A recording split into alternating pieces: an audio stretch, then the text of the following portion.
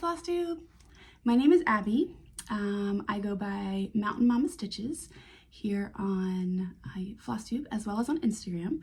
And this is my first time filming a Flosstube video as well as my first WIP Parade, and I'm very excited to be here. I've been looking forward to this for a while. I've been thinking about it and ruminating over it, and finally just decided to jump in, both feet, head first, whatever, and just do it, and I'm really excited. And I hope you enjoy this. So a little bit about me. I live in Columbia, South Carolina. With my family, I have a lovely partner named Erin. I have 2 children. I have an almost 10-year-old and an almost 3-year-old. And they are a lot of fun. So I'm kind of laughing a lot and I'm always tired. But they're great. And I also have an orange kitty who may or may not make an appearance throughout this video, and also a beagle mixed pup named Lily, and you'll probably hear her a little bit. I'm gonna try to, if she barks or anything, I'll try to cut that out, but she's really wild and really funny. She's very much my son's dog, but we love her very much. I am actually a professor and scientist. That's my occupation. And that's a pretty high stress, high pressure job. So stitching really is my stress relief, keeps me sane. And I've been stitching, well, I learned to stitch when I was little, probably 9 or 10, I think. I learned from my mom.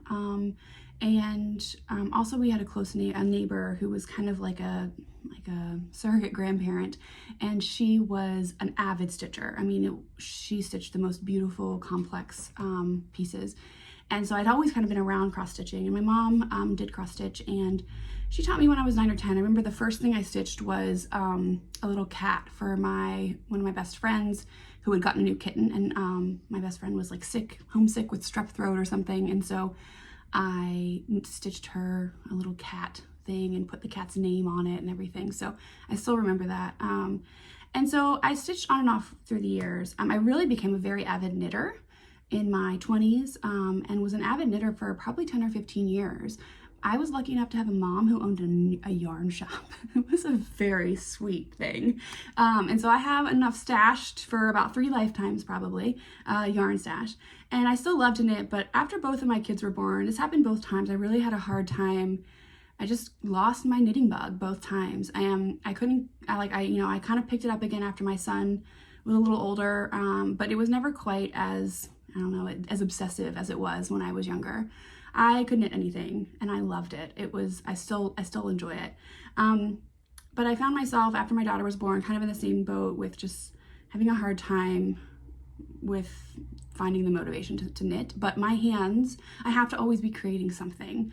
And I'm also just like a very, like I'm a fidgeter, I really need to be able to have something to do with my hands when I'm sitting and relaxing. And so, like I said, I had stitched over the years a little bit here and there. And last January, at the very beginning of January, I said, you know what? I have a kit. It was this little kit I got off Etsy. I'm gonna pull it out and work on it. And then I was like, oh, it reminded me how much I love it. And then I was like, I had a couple of old projects that I had just laying around half done. I picked those up and started working on those. And then I was looking on YouTube one day for a tutorial about something, and I found Flosstube. So the rest is history. I got into fancy flosses and fancy fabrics, hand-dyed fabrics, and it has all been, I'm all in since then. So I have been stitching very avidly for over a year now. So here I am, and I've been thinking about making a Flosstube channel for the last 4 to 6 months. And I decided when the new year hit, that was kind of not really a New Year's resolution, but a New Year's intention, that I was going to be brave and I was going to do it. And I'm really excited to be here. So that's why I'm here. And I'm also here. Oh, I want to show you something. This is just really cute. When I was home recently, I was looking through, my mom had pulled apart, how parents do. They put stuff in boxes for you to look through, right? And I had found this. Isn't it cute? And this is something she had stitched me. It says Abby is 9 years old. She had stitched this for me, and I found it. And I was like, Mom, I want this so bad. And so I brought it home with me, and it's in my this is kind of my stitchy, crafty space. It's a sunroom, but it's not used, really like that. And I keep it in here. It's just cute. I thought it was neat, and I think that was probably, I suspect this was probably around the time that I asked my mom to teach me how to stitch. It was probably around 9 or 10. And I've taught my son to stitch. He really enjoys it. He's like, it's so satisfying. he doesn't really he hasn't stuck with it, but he does pull out, you know, his hoop and some threads every once in a while and do it. So, on to the WIPs. I have 24 WIPs. It was my goal to end 2024 with 24 WIPs, and I did it with, I started three projects the very, very final days of 2024 so that I could get to 24 WIPs. And I'm really happy with that. I love them. A couple of them I'm on the fence about. We'll talk through why. But I'm going to go through those today. I've got little notes, you know, with all the fabrics and everything like that, so I'll try to include as much detail as I can. 24 WIPs, and I'm going to go in chronological order from when I started them. So my earliest starts first, and then to my most recent starts. And also, what was I going to say? I'll remember later, but I'm just going to start. Yeah, I had something else to say, but oh well, it'll come to me. Oh, I remember now. So I'm including anything I started. Well, I'm including anything that was a WIP in 2024. I am not including anything that I started in January. I have started 3 projects in January. One is my birthday start. I just finished it. I just started it last night. I'm so excited. I'm going to talk about those in a monthly update. Oh, here my cat's coming. I'm going to talk about those in my January update video. For me, it makes sense to include only 2024 WIPs, like at a stop, and have like a stopping point. And so I chose to do that. But and some of these I have stitched on since the end of 2024, so some of them are a little further along than they were before. All right, so my first WIP. Hi, Kitty. What are you gonna do? You gonna get on camera? He's like right here. My first WIP is a little birth announcement that I had actually originally started for a friend. But I, of course, didn't get it done. And that baby is now like 4 or 5 years old. So I think I started this in 2021. That's my guess. Maybe 2020. I'm not 100% sure. You know, it's just kind of, who knows, right? I didn't keep track of things back then. And I stitched on a whim here and there. But this is a pattern. It's just a floral birth announcement pattern is what it's called, from VladaXStich on Etsy. And they actually have a lovely array of different birth announcement and wedding announcement style patterns. It's really pretty. The colors, I just did the called for DMC on 14 count white Aida. Who knows where I got it? I have no idea. It's really pretty, and I am excited to finish it. I'm actually going to finish it for my daughter and put it in her room because it kind of goes well with her room's decor. And but I haven't really stitched on a whole lot. I stitched on a lot. This is kind of what I picked up last January when I started stitching again. And I will finish it, but it's on 14 count, and I've really moved to much smaller counts now. So when I'm stitching on it, I'm like, whoa, this is huge. But it's really pretty, and I do want to finish it. I'm very much I'm like, on the spectrum of like process to product stitcher, I'm leaning a little bit toward product stitcher, in that I stitch things that I want to put up in my house or in my office, or that I want to gift to people because they mean something, or I connect in some way with them. And but at the same time, I probably could never stitch something twice because I've already been through the process and I've like done that challenge and it's done. So I'm somewhere in the middle, probably leaning a little bit more toward product stitcher. So this was, like I said, I started maybe 2021, I'm not sure. I'm about 69% done, and I put 2,613 stitches into this in 2024, and I stitched for 13 days. I did start using, I do have a goal to finish this as part of my WIP Go goal. So it's on my WIP Go board, and I hope to finish this in 2025 and get this up in my daughter's room because, like I said, I really want to have it up on her wall. I was gonna say something else. I don't remember if it comes back to me. Oh, I use Markup RXP now, and I really discovered as soon as I started stitching more complex charts, I discovered I really can't do it on paper. My vision isn't great. I already have bifocals at age 42, and it is just really hard for me, and I make a lot of mistakes, and I get very frustrated, and I get headaches. And so once I discovered Markup RXP, it really opened the world, like a whole new universe of stitching for me. And so I use Markup RXP, and so I started tracking that probably about February of last year in Markup RXP. as I now track all of my patterns in markup.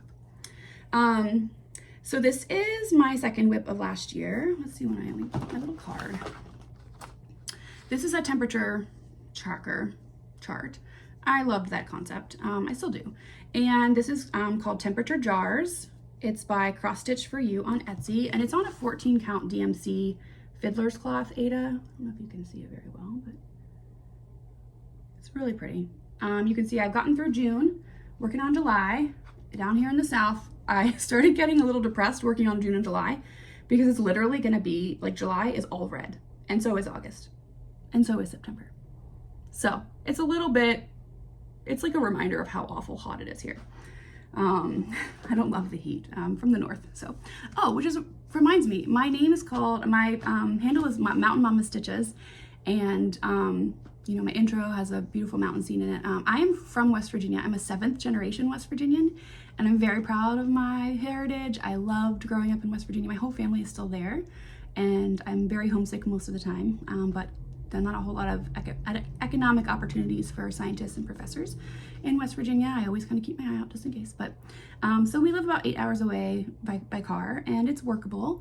We try to go home a couple times a year, and I love it very much, and I'm very proud of it. And if you ever have a chance to visit West Virginia, it's so beautiful, especially in the fall or the summer. Oh my gosh.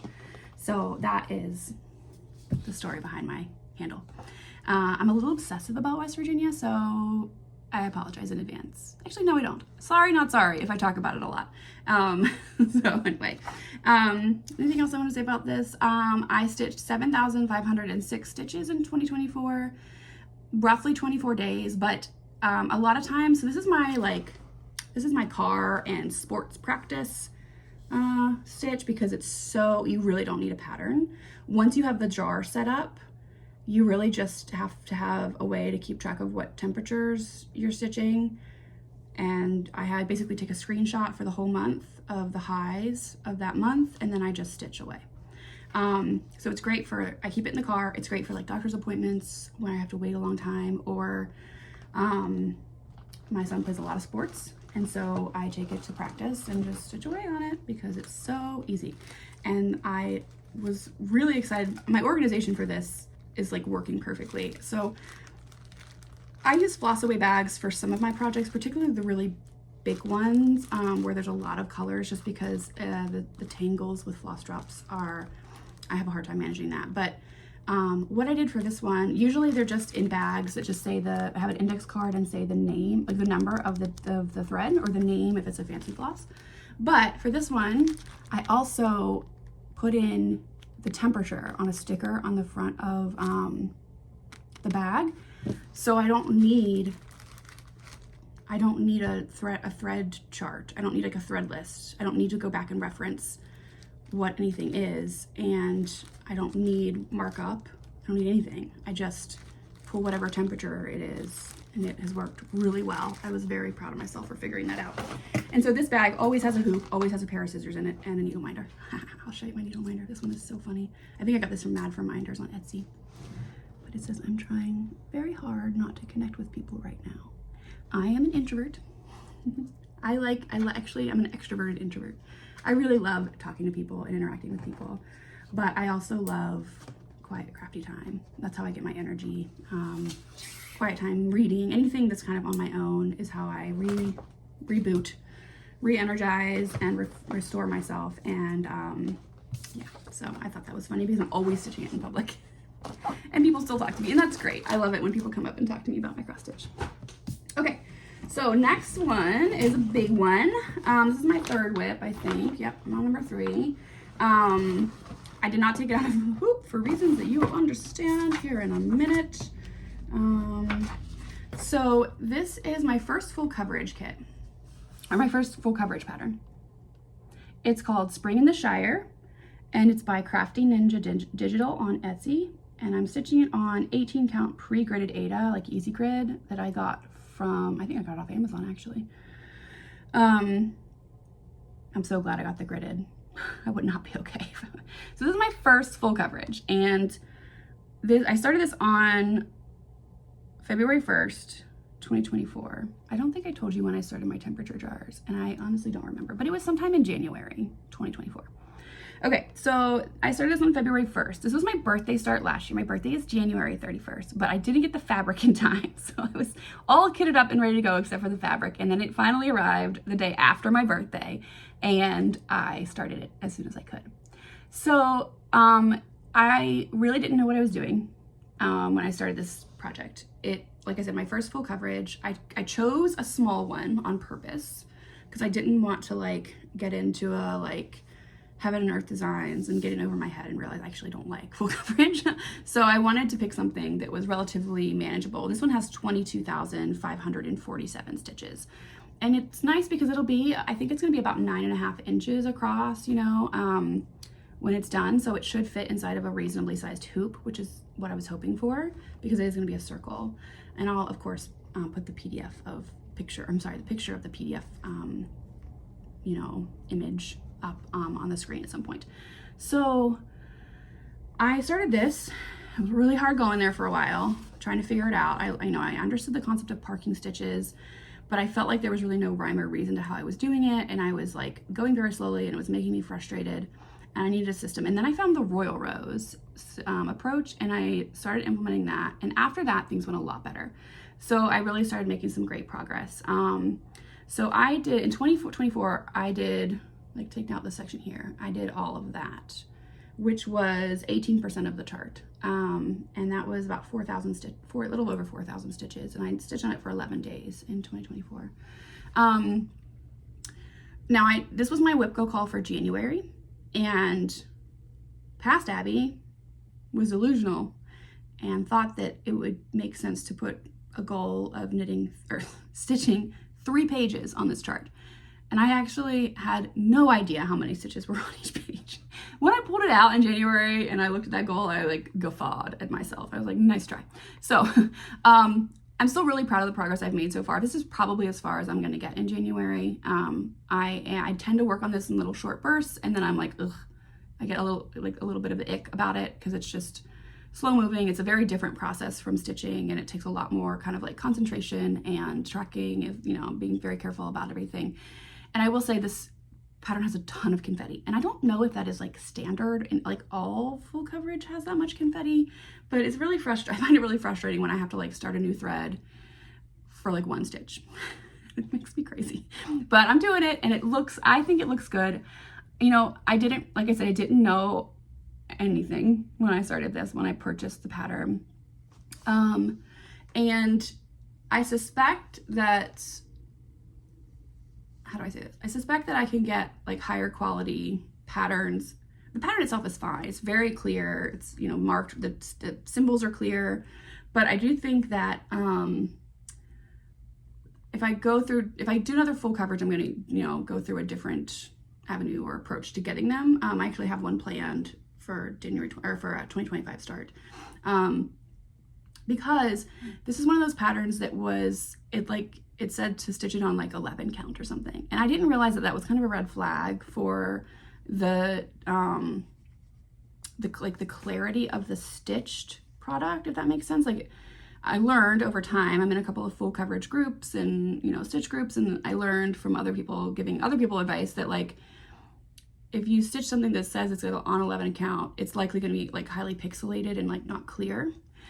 And so I got really nervous for a while. I actually put it away in timeout because I was not sure how to handle it. But I do think it looks pretty good. Like I am really happy with the way it looks. Like if you look up close, obviously it looks pixelated, right?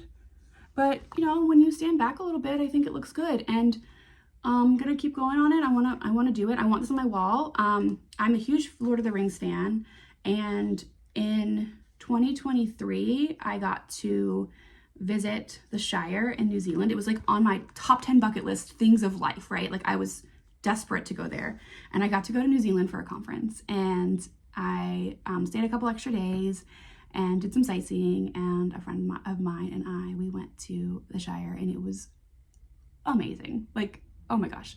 And so this is really a way to commemorate that. And that's actually my profile picture, is me at the Shire in New Zealand. It's like one of my favorite memories. I do travel a good bit for work, and I love it, and I love to see the world. So a lot of my cross stitches have a bit of like a travel, they're like meant, a lot of them like are like meant to memorialize travel, or they're like about a place I've traveled to that I loved. And I'll kind of explain that as I go. But anyway, I think it's looking pretty good, and I'm gonna stick with it. The colors are beautiful. I actually have all the colors on floss drops. I had them on bobbins, and I realized that the bobbins were a huge barrier for me, and one of the reasons why I didn't like working on the project.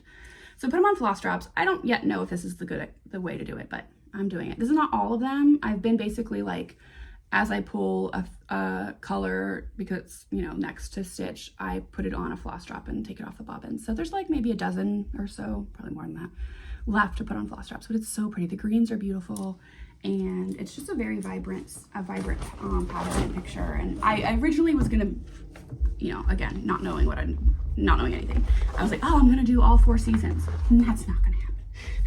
But I am gonna enjoy the springtime in the Shire. I did go to the Shire in our spring, but it was their fall, but it was beautiful. It was absolutely beautiful. Okay, so my next one, let me get rid of that. Hold on. I don't want to get try not to get too disorganized as I go. It was really fun. Now I understand kind of the draw of doing a WIP Parade as a stitcher. Like, I've always loved watching them, right? But it's been really fun to go through. I did iron. You can't really tell that I ironed, but it was fun to really go through and kind of tend to my projects and remind myself of how much I enjoyed them. So that was it's been pretty cool. Okay, so this one is called Love Is Here. It is so cute. You see that? It is so cute. So it's called Love Is Here. It's by StudioHMP on Etsy. I started this on February 2nd, 2024. I kind of tend to start in bursts. I'm like, I am a mood stitcher more than a goal stitcher. And so I'll be like, I want to start things. And I start like 5 things in like a couple of weeks. And then I don't know, I want to stitch on things that are in progress. And I do that. I want to finish things. And I go through like a big finishing burst. You know, I just kind of go, I fly by the seat of my pants. I take it as, I like doing that actually. It makes me feel good, and I feel like I'm honoring what I want to do and what I want to get out of things right that moment. It's beautiful. It's this cute little, like, I wanted to try a small sampler style with a big old house. And I love the sheep. I think they are just so chunky and adorable. It's exactly 50% done. Sorry, 51% done. And I am planning on finishing this in 2025 because it's a relatively small chart. It has almost 6,000 stitches in it, so that's not too bad. I did do a DMC stash conversion for it, kind of staying true to the colors that were kind of originally, it was designed for, but those colors did not pop very well on this fabric, which is a 36 count Zweigart in magical gray. The fabric is awesome. Like, the stitches look amazing on it, and like this green, I just love the way it looks on it, and like all of the colors just they almost glow on this fabric. It's really cool. And so I did kind of a stash conversion based on what I had and what looked good. I just kind of winged it. I do that a lot. And this is my first time stitching on linen, and I chose a 36 count very dark gray linen. And that did not go well. I really had a hard time stitching on it at first because I couldn't quite get the feel of the linen, and I couldn't figure out where the holes were. And so I worked on it for a little tiny bit and and I made a lot of mistakes along the way. I had to, frog a lot, but, or fudge. I fudged some things too. But then I put it away because I was frustrated, and I was like, it kind of hurt my eyes. I was like, oh my gosh, this is hard. And then I got a really good light, like a big lamp that goes next to my stitchy spot. And I stitched on a lot of other linen throughout the year. And, larger count, smaller count, lighter colors. And then this was called for WIPCO in November 2024. And I pulled it out, and it was a breeze. And it was really fun for me to feel like to recognize that progress in myself, and to recognize that I had really come a long way. And that was pretty cool. So like I said, my goal for 2025 is to finish this. It's on my WIPCO board. I did stitch 3,052 stitches on it in 8 days in 2024. And there's only 2,903 stitches remaining, which is very doable. That's probably 10 to 14 days of stitching for me, so a couple weeks of stitching, and I can have that baby done. And again, I want it on my wall, so I'm excited about it. All right, what's next? Okay, so the next one is, this is my long dog leap year Sal, leap year long dog Sal, I can't remember. Anyway, on the leap year, February 29th,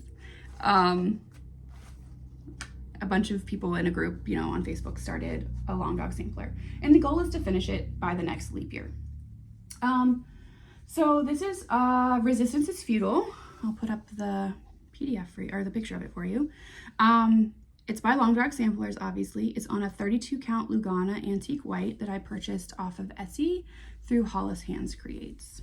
It has 30,000 stitches. So this is my largest project to date. It's probably not gonna be my largest for much longer, but it is my largest project to date.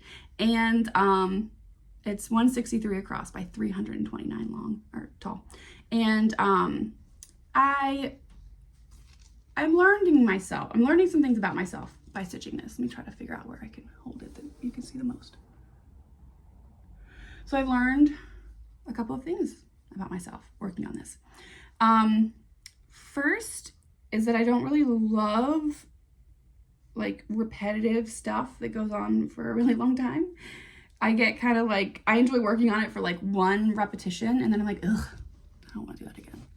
So that's basically the kind of progress I've made, right? I get like one repetition of it done, and then, or, you know, almost done, and then I want to break. So I'm kind of making slow progress on this. I haven't worked on it much. I got called for WIPGO and I didn't do it. I didn't want to do it. So it was a WIPGO fail. I will continue working on it. I do think that it's going to be beautiful. Each band is going to be a different color. I chose a bunch of different colors from Threadworks. So I love they have long good yardage, and I need good yardage for this project, and they're beautiful. So I chose a bunch of different colors from Threadworks, and each color is each band is a different color. And then there's a navy, which I don't even know where the navy is, but it's somewhere. I got a couple skeins of the navy, and that's like the frame, both all the way around, as well as like the kind of the pattern of stitching that kind of breaks apart the bands from each other. Really cool story about the threads. So I was traveling for work in Los Angeles over the leap year, and I had the pattern, I had the fabric I know I wanted to use, and I didn't have any threads. I couldn't figure out what to do without threads, and so I found a really cute needlepoint shop in Santa Monica, California, and I went to visit. It was called Aristea Needlepoint. And I took public trans out there and spent a bunch of time pulling out all the Threadworks threads, because I searched and I knew they had Threadworks, so I was like, okay, cool, I'm gonna go. And the ladies there were so nice. Oh my gosh, they were so nice. And so patient with me. I was like taking over a table trying to figure out what colors to get. And it was really fun. And I did check recently, and it looks like they were not directly hit by the fires, which was great to hear. I was a little worried about it. So what else should I tell you about that one? I think that's it. I stitched 15 days in 2024 on it, and I stitched about 3,287 stitches, and I'm at 11%. You know, I will say that, and this is on my WIPGO board as well, and my goal is to finish one band. Just finish one band, get one done. And my hope is that if I finish one band, then I can also kind of like move up into a new band somewhere and get a little bit more of that novelty that I seem to like, and it seems to, you know, motivate me to stitch on it. And also a new color, which is also very motivating for me. So I am going to start a new long dog this year, and I'm excited to show that one to you when I start it. I chose that long dog because, you're gonna laugh at me, it was the only one I could find that I liked that fit on that piece of fabric. That was the fabric I had. I wasn't gonna buy more, and I wasn't really in the mood to buy more. It was a nice color for a long dog, you know. It's meant to be monochrome, but I know myself, cannot stitch monochrome very well. And so I just kind of picked one that I knew would fit. And so I went back there, the Long Dog group is starting another Sal, and I went back and I was like, no, it was in the group that someone showed a thing they were working on. It's called Anzac, and it's about Australia and New Zealand. And I'm like, oh, I'm doing it. So, because those two places are my favorite places on earth that I've ever visited. Okay, so this one, oh, I love this one so much. Another big boy. This is my Harry Potter sampler. This is by AKXStitch on Etsy. It is gorgeous.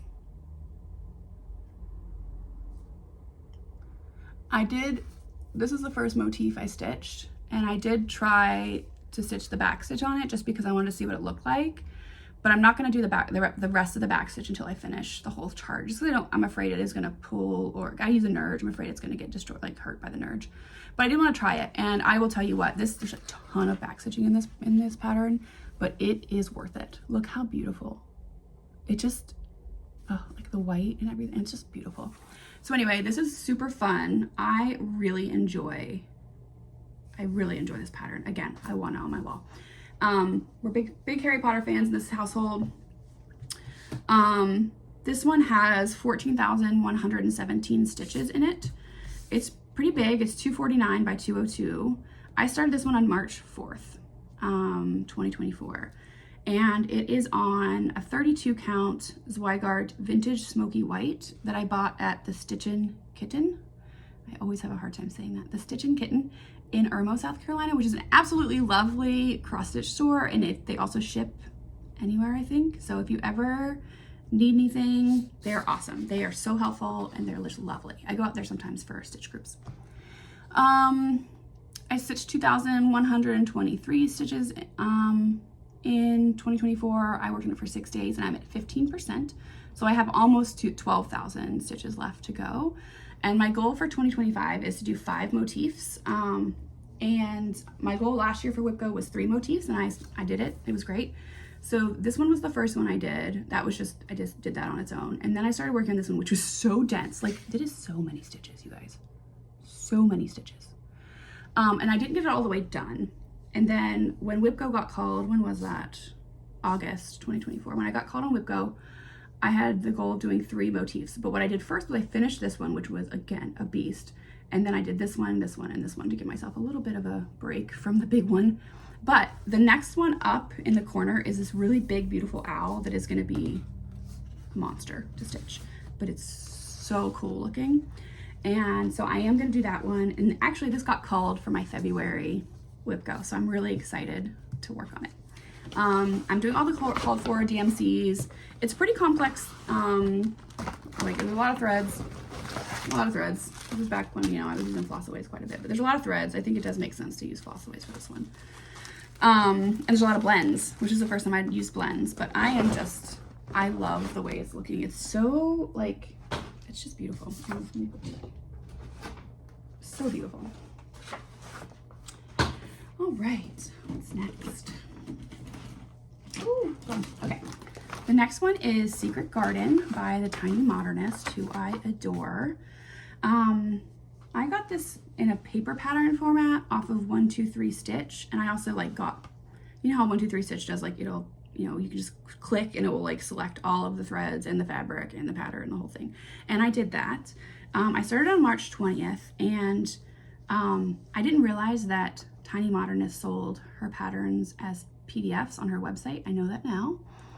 So what I ended up having to do was scan it and put it into markup, and it's not perfect, but it's working fine. It requires a little tweaking as I go, but it's good enough. It's totally workable, and I am at 50% on this, I think. What am I at? Yeah, 50%. So this was a WIP Go call in August as well, and I hit my goal and got it to 50%. I love it. Look at this door. This door is so cool. Look at the colors.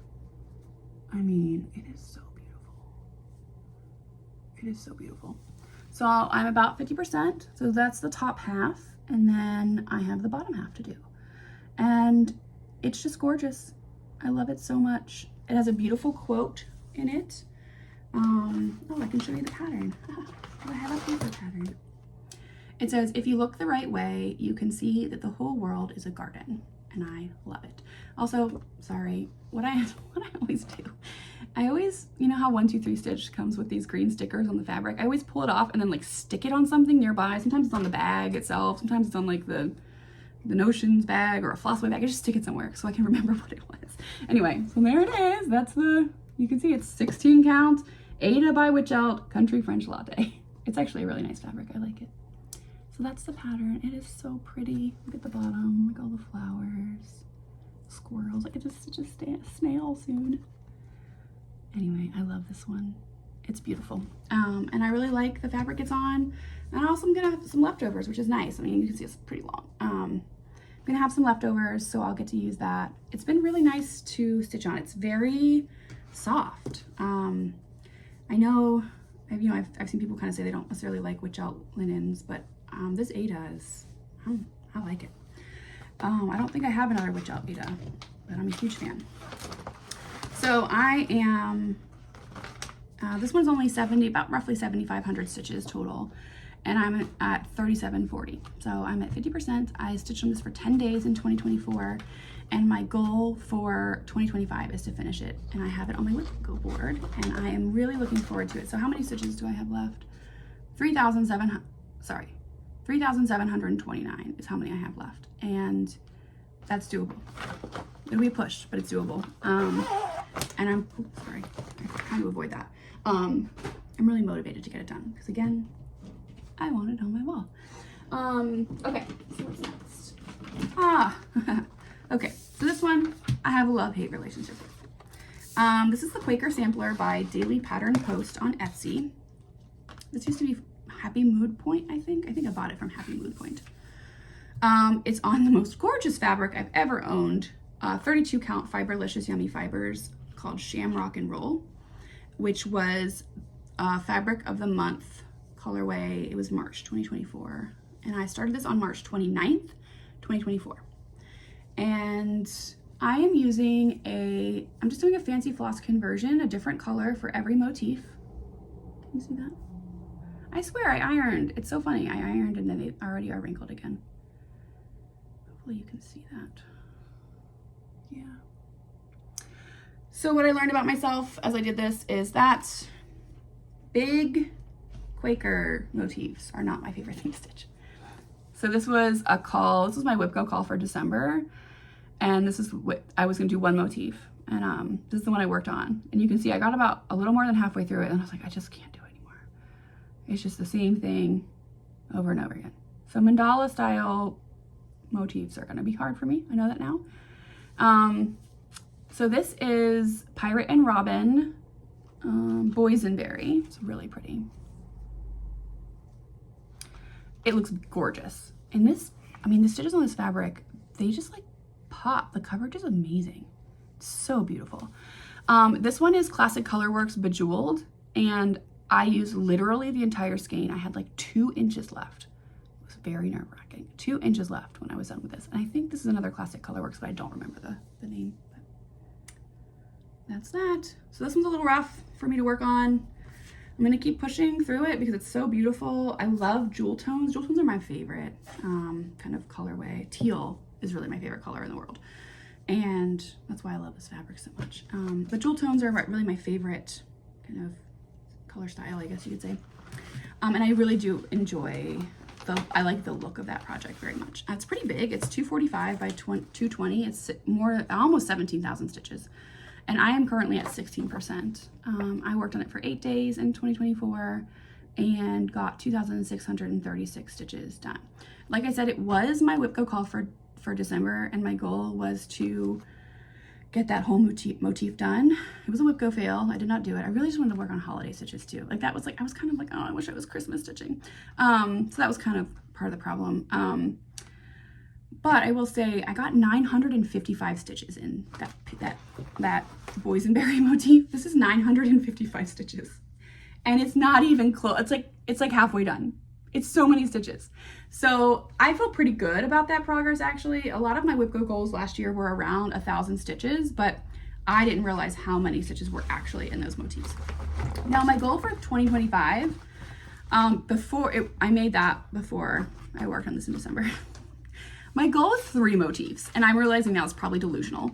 But I might stick with that goal and like count this completing that one as one of the motifs, just to give myself a little credit for what I've already done. And then also do a smaller motif as well, to give myself a little bit of a break. Because there are, you know, you'll see it in the picture I show you, but like there's big motifs and then there's smaller ones kind of scattered around it. I'm gonna try to pick up the pace. 40 minutes in. All right, so my next one is, okay, so the next one is my Femurs and Femurs and Fungi Sal by Fine Frog Stitching. I started this on April 10th at the beginning of the Sal, and I started this because a friend that I had met who's a stitcher was like, are you doing the Fine Frog Stitching Sal? I didn't even know what that was, but I looked at it and I was like, ooh, this looks like it could be fun. I loved the color of the fabric. I did get the Sal like called for fabric, which is 18, well, I don't know what the count was, but I got 18 count because that's my preferred count. I got 18 count, but it's Witch's Garden Crafts in Eclipse, and I got it off Etsy.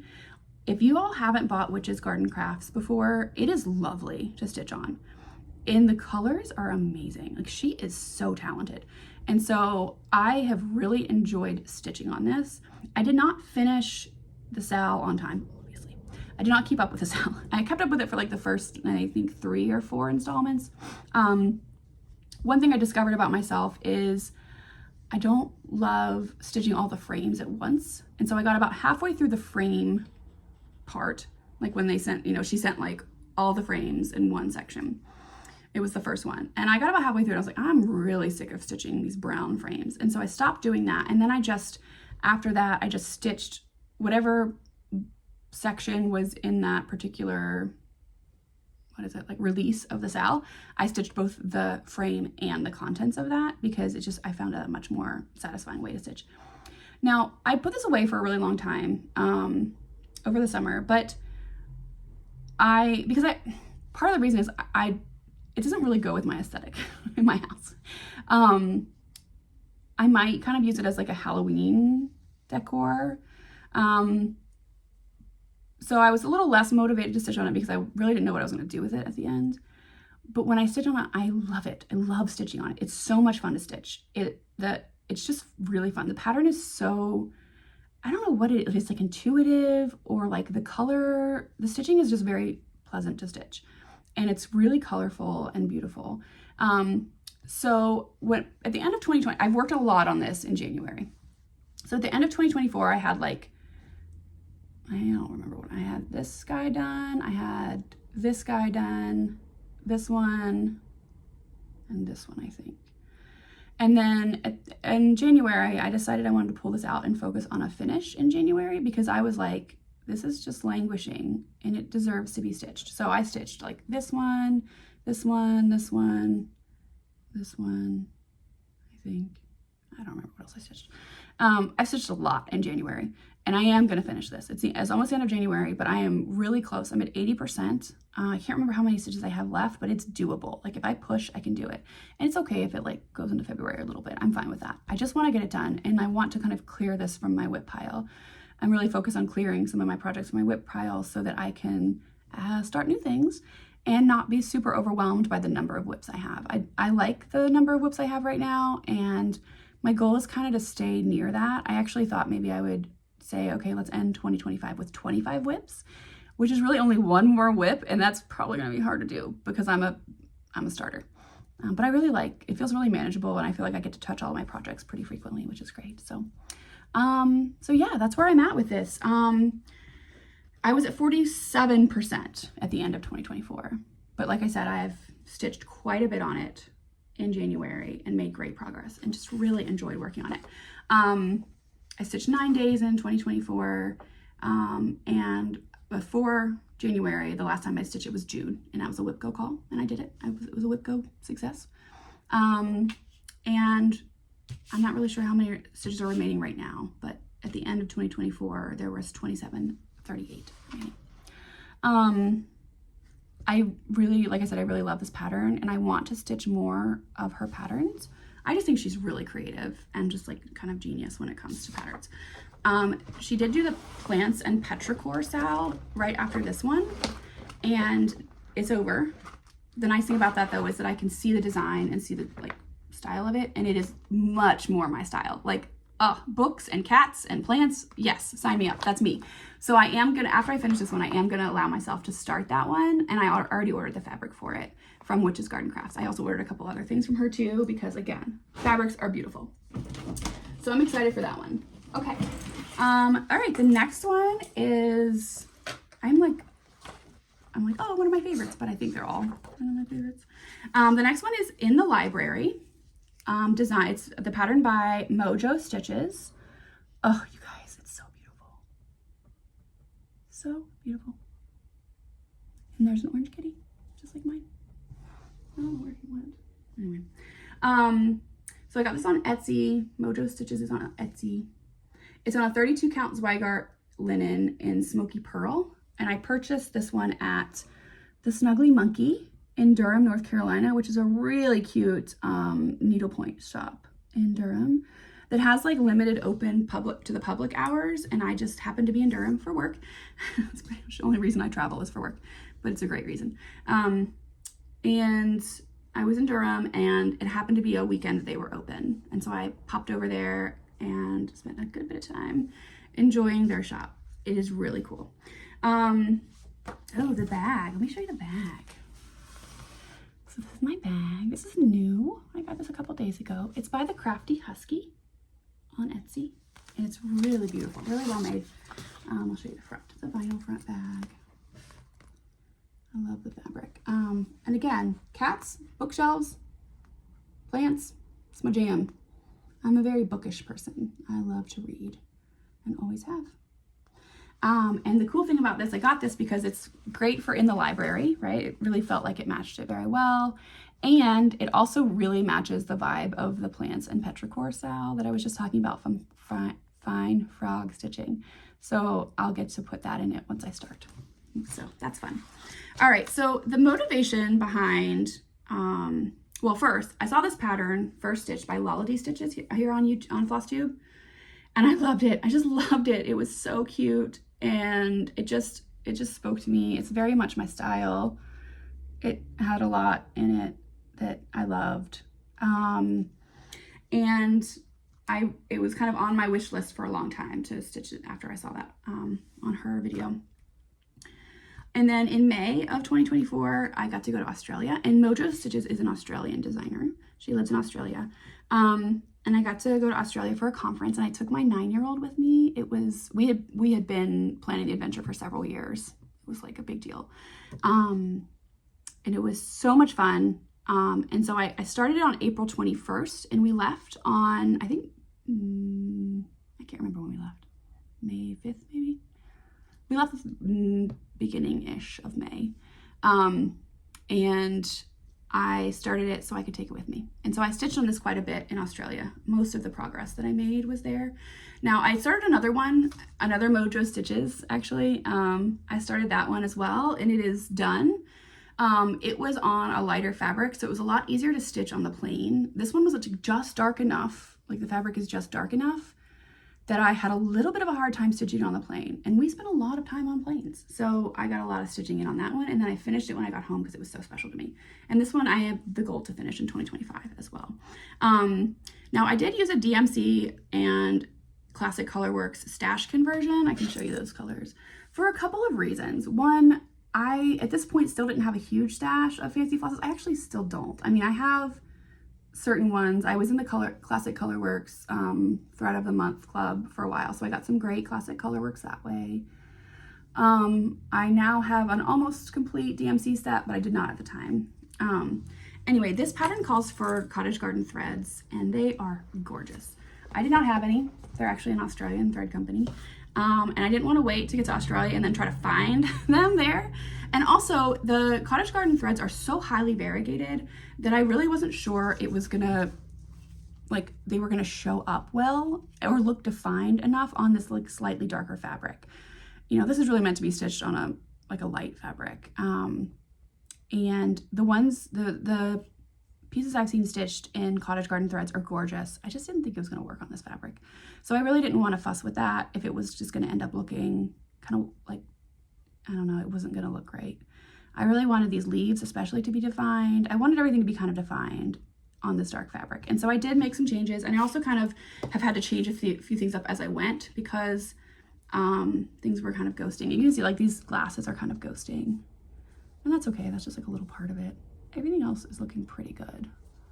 I'm excited to stitch there's a really pretty globe on the third shelf, and I'm so excited to stitch that. Okay, so this is my goal for 2025 is to finish this. I'm at exactly 50%. The last time I stitched it, I think it was whenever it was called for WIP Go. I can't remember when that was though. And my goal was to get to 50%, which I did. I was proud of that. And so yeah, I want to finish it again because I want it on my wall. I'll stop saying. Maybe I should stop saying that. I don't know.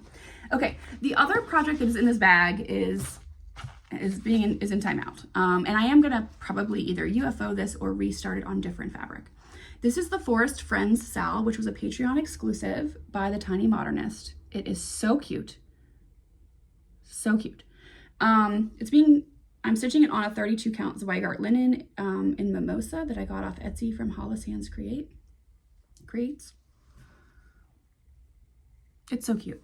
I'm gonna restart it though because I used a DMC conversion based on what I had available at the time, and it's not doing it justice. I don't love the way it's turning out, especially like this little hedgehog looks weird, and a couple of the greens don't quite go the way I thought they would. Especially on this fabric. I think it's like a combination of the conversion and the fabric that is the problem. So I'm gonna change to a different fabric. I think maybe a darker one. I'm not sure, but I think a darker one. So I don't love the conversion. I don't love the fabric. And then to top it all off, I made a counting error somewhere. And this section did not go, the section of the frame did not end up where it was supposed to be. I'm still not sure where the counting error is. I had a hard time finding it because the white is really hard to see on the fabric, even in person, honestly. And so I fudged it for now, but then I realized that the consequences of that are that there are 4 frames that look just like this, right? And that meet in the middle in these concentric circles. And I was gonna have to continue to fudge this entire pattern just to get that to line up. And I don't wanna do that. And I don't want to frog it. So I have decided officially it's going to be a UFO and a restart. So my goal for 2025 is really just to like restart it and figure out, like use the actual called fors, because the TinyModernist is a genius with color, and I don't know what I was thinking trying to convert those colors. The colors are just perfect, and what I need to do is find a fabric that they work on and restart it. Also, this little tag here is from the Cottage Cat Designs. She is the potty mouth stitcher here on Flosstube, and I bought some beautiful thread cards from her, some floss cards recently, and she sent this little tag with a little gift inside. I thought that was really sweet. And it has a cat on it, so I put it with my cat stuff. Okay, my next project is a Carolyn Manning. We're still in May here, so I did do Manning May a little bit. I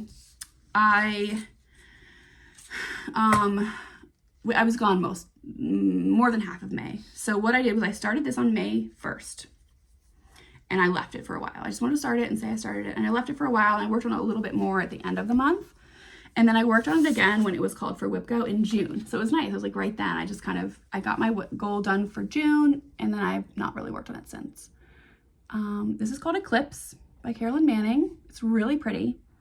It's on a 32 count easy grid Lugana in white. And I got that off 123 Stitch at some point. I've had it for a while, and I was really glad I had it because it's the perfect size, and it's also, you know, Carolyn Manning's are full coverage, and I realized it would be really helpful to have the grids. I am not stitching this as I would kind of a traditional full coverage, like using the Royal Rose, but I'm doing it more like kind of like design block by design block, kind of, and like based on what, kind of color, using up a color and then moving to another section with that color. Just kind of haphazardly, which I like. But the grids are nice to have for that reason, because it's a big stitch. I did use a DMC stash conversion. Now, not all of the colors are in here. I've had to steal them for other projects, but I'm really proud of my stash conversion. I really like it, and I think it's very beautiful, and I'm excited for how it's gonna look. And this one has 15,376 stitches in it, so it's another big one. I mean, big for me. I'm not like a big stitcher. I'm at 15%, and I got 2,348 stitches in there in 2024, and I stitched for 7 days. So I have a little over 13,000 stitches remaining, and my goal for WIP Go for this year is 2,000 stitches, which I think is doable with a little focus. All right, so we're through bin number 1, and we are on to my absolute favorite project right now. I'm so excited to show you. Okay, so this is my baby right now. I'm in love. Okay, so before I show you the actual project, I'm going to show you the pattern. It's a Mirabilia the Snow Queen. It's beautiful. I love looking at other people's Mirabilias. They're gorgeous. I had not really up to this point had not been drawn or like called to stitch a Mirabilia. They're not, I don't know, there's something about them that I don't love all of them. Like I know that people like when they're a Mirabilia stitcher, they like love to stitch everything. And again, I love seeing other people stitch them because they're gorgeous. The wafiness of the fancy ladies is a little bit of a turnoff for me, and not something I necessarily would want to like hang in my house, like a lot of them. So I'd always been curious about them, but I hadn't really found one, and I did like do some searching. I hadn't really found one or seen one that really called to me yet until I saw Kansas City Girl in a Colorado World. I don't remember if it was a current video or one that I had watched, like one of her past videos that I'd watched.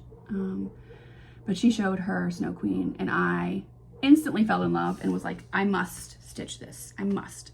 My kids were both huge Elsa fans. I mean, my daughter still is. She's 2.5. My son, though, absolutely loved Frozen when he was little and loved Elsa. And he, ran around the house in an Elsa dress, and he was Elsa for Halloween one year. And it was so sweet and innocent. And I just wanted, and the fairy tale that Frozen is based off of is the same fairy tale that inspired this stitch, or this pattern. And I wanted to stitch it for my kids. Well, for me, obviously, but for me to kind of commemorate their childhood. And so it's very meaningful to me, and it's so beautiful. Oh, you guys, I'm just in love. Okay, so after I decided to stitch it, my partner got me the embellishments kit, the, carrying water lilies, like the fancy flosses, and I think he got me the DMCs as well. And the pattern, all for Mother's Day. And what he got, the kit, like he kind of kitted it, like he got it all, I think he got it off 1-2-3 and like did all the kitting, right? The fabric that it came with, I knew I wasn't gonna like for this project, and it confirmed that I didn't like it when I saw it. And I really wanted to stitch it on a different, like a kind of a more of a statement fabric. And so what I did was I started searching Instagram and the internet for other people's versions of the Snow Queen to find a fabric that I felt more inspired by. And I found on Instagram, I found some posts by at Jackie Blanton 29, and she used Picture This Plus Mystic in hers, and it is stunning. It's very dark blue. And so I went to 1-2-3 to look for that color, and they were sold out, and I'm so glad they were, because as I was looking, I also found this one. And this one is called Gothic. I don't know if you can hear me. Gothic. So it's Picture This Plus. It's Gothic. It's a 32 count. Got it from 1-2-3 and I bought it because it reminded me so much of the Aurora Borealis, the Northern Lights. And I just was like, instantaneously was like, that's it. That's my fabric. I bought it. This is about half of the cut that I got. And I love the placement. I worked really hard to get the placement right. I love the way so you can see her head is gonna be, I know she's headless right now. Her head's gonna be right here. And she's kind of looking up, and it looks like the sky is kind of shining down on her. The lights are shining down on her. Anyway, I am obsessed with this project. So I started it on May 30th. I stitched up like less than 500 stitches. I'm not sure exactly how many I stitched because I was stitching from the paper pattern, and I have said before that really doesn't work for me. And I was gonna try anyway. I made a working copy of like the center part, and I started stitching, and I got through like, let's see if I can do this. I got through like this part of her skirt basically, just like all that white and like a little bit of the really light blue. So I got through that part, and between that and stitching on a little bit of a darker fabric, which was still kind of hard for me at that point, I was like, okay, that's not gonna work. I'm gonna have to get this pattern scanned and somehow uploaded into markup. I knew that that was possible from other people in like the Mirabilia groups and stuff, but then I just was like kind of intimidated by the prospect of all of that, and so I sat on it for a long time. It just sat, but it was constantly calling to me. I was like, oh, I really need to go do that. And so on January 1st, 2025, I went to Staples, I got it scanned, I got it uploaded into markup, and it took a little, like I spent like a day kind of working on it in markup to get it set up. It's still not perfect. I still have to like kind of fix things section by section, but it is workable, and it's working very well. Actually, I shouldn't be complaining because it's great. So then I picked it up in January, and I stitched like 4,000 stitches in January. Maybe not that many, but it was a lot. I said I would stitch 1,000. I was like, oh, let me just stitch 1,000 and see what I can get to. And then I just was like, I can't stop. I can't put it down. I couldn't stop. I loved it so much. I was also sick around that time. Everyone was sick over break and into the new year in my household, and we were doing a lot of sitting around watching movies.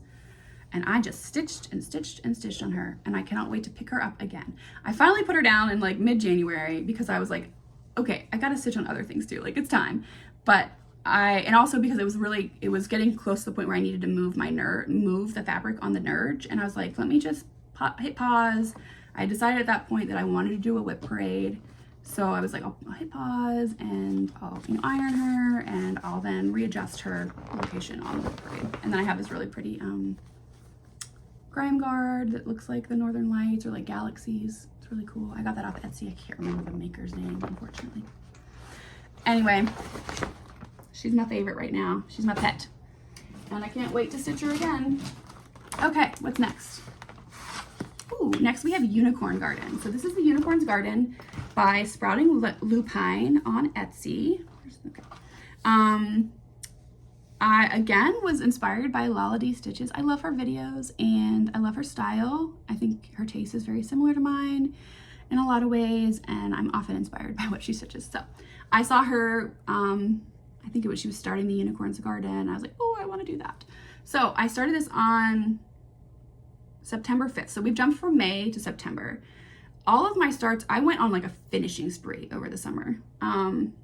And I also started some things that I have since finished, because I did some like Christmas and July stitching that were meant to be Christmas gifts or Christmas decor, and I got those finished. And so all of my like starts and WIPs from the summer are done, which is pretty cool. So this is my start from September 5th, 2024. The fabric is 18 count Ada by Picture This Plus in Haunted. Again, one of my favorite fabrics. This teal, just love it so much. And I happened to have this fabric in stash. It's not the exact fabric that is called for in the pattern. I'm pretty sure the fabric that's in the called for is like a little bit greener and darker. But this one I had, and it's so beautiful, and I really wanted to use it, so I decided to use it. And along those lines, what I decided to do was I pulled all, at that point I think I had all of the DMCs I needed, but I pulled them, and a couple of them were not going to work on this fabric. And I also wanted to convert some of them into a fancy floss substitution. So I have like part DMC, part fancy floss.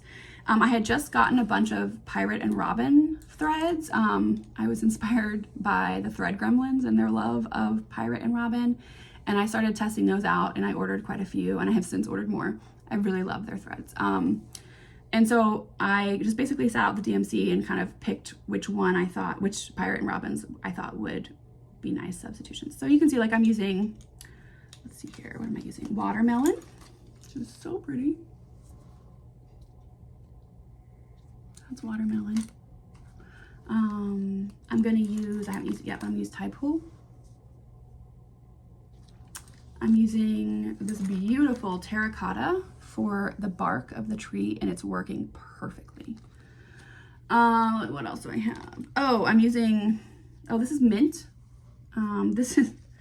Here's its tag. The only problem with Pirate and Robin I find is that I am constantly breaking these thread cards for whatever reason.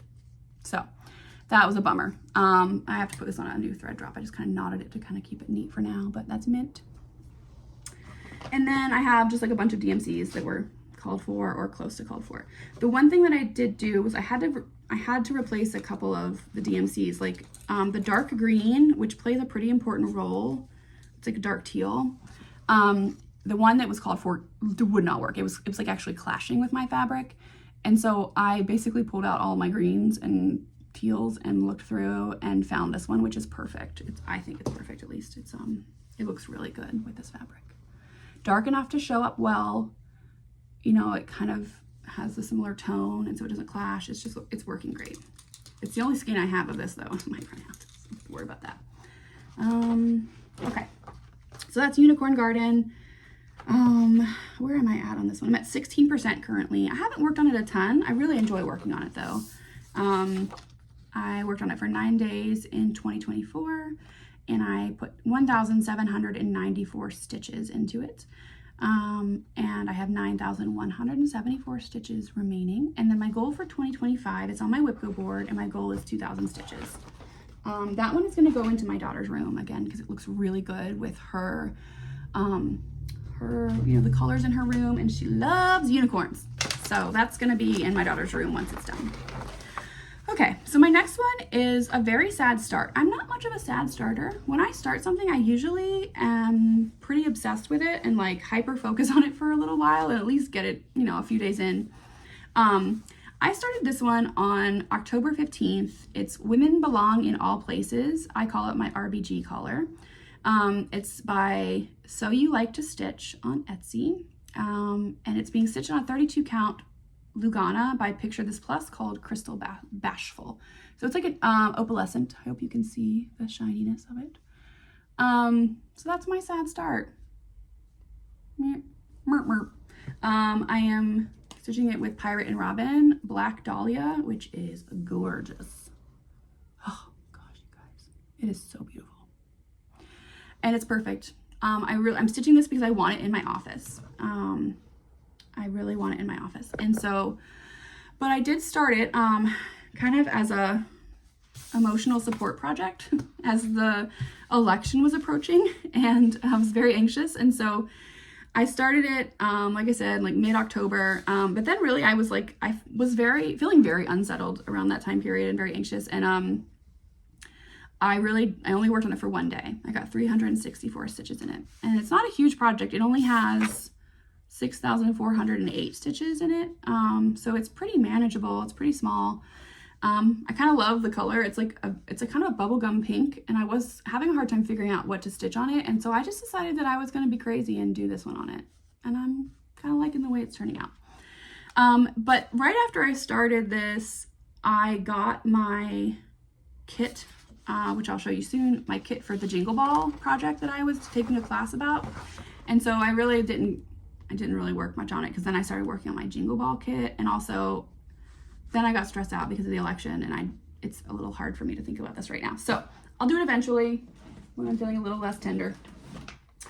All right, this one is another one that I started around that time as well. Again, I was kind of just feeling like starting things. I was kind of feeling a little unsettled. I couldn't quite figure out what I wanted to stitch, so I just kept starting stuff. I also started a bunch of Christmas starts around this time, which I finished, so those aren't going to be shown. But this is another Carolyn Manning. This is Ladybird. This is another sad start. This is Ladybird. And this is on 32 count linen by Fiberlicious Yummy Fibers. This is a Fabric of the Month Club. I can't remember what month. I want to say January. I could be wrong. Maybe February? Maybe February. Yeah, I think it was February because I think I joined in February, and I think this is the first one I got. It's called Burning Woods Crackling Fire. It is gorgeous. Gorgeous fabric. Love it so much. Again, I'm a jewel tone girl, and this is like, whew, beautiful. I started on October 26th. I have stitched on it for one day. I was homesick that day, and so I got a lot of stitching done because I was resting, and I got 876 stitches in.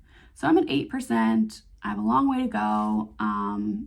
This is a moderately sized stitch. It has 11,183 stitches in it. What I love about this project is it's a Carolyn Manning, but it's one that has like blank space in it. It's gonna be really pretty. And it's crazy. The color combo is crazy, right? Like I think it was kind of bold to put these colors on this fabric, but I do not shy away from kind of weird, bold fabric choices. I think the fabric is, I like it when the fabric is just as interesting as the stitch for the most part. Obviously there's some things that I wouldn't stitch on crazy fabric, but something like this, I think it's going to be really nice. And maybe you don't like it, oh well. But what's going to be cool is when it gets to the greens. The greens are what did it for me. The greens look really good against this, this fabric. So can you see that? Yeah, so anyway, I'm excited to actually see how this one unfolds. And I really enjoy working on it. Again, I find the Carolyn Mannings enjoyable to stitch. Someone told me once that they're kind of addictive, and I get why. I get why it's like, it's just kind of more, it just kind of compels you to stitch more. I am using the called for fancy flosses, which I think are all classic colorworks. Yeah, they're all classic colorworks. They're very beautiful, as you can see. I did choose the called for because I just thought they were so beautiful and I didn't want to change anything. And my goal for 2025, it's on my WIP board, and my goal is 2,000 stitches. And that will be really significant progress and will really allow the design to show up and be visible, which will be nice. All right, we're making progress, folks. Thanks for sticking with me. I know it's a long one.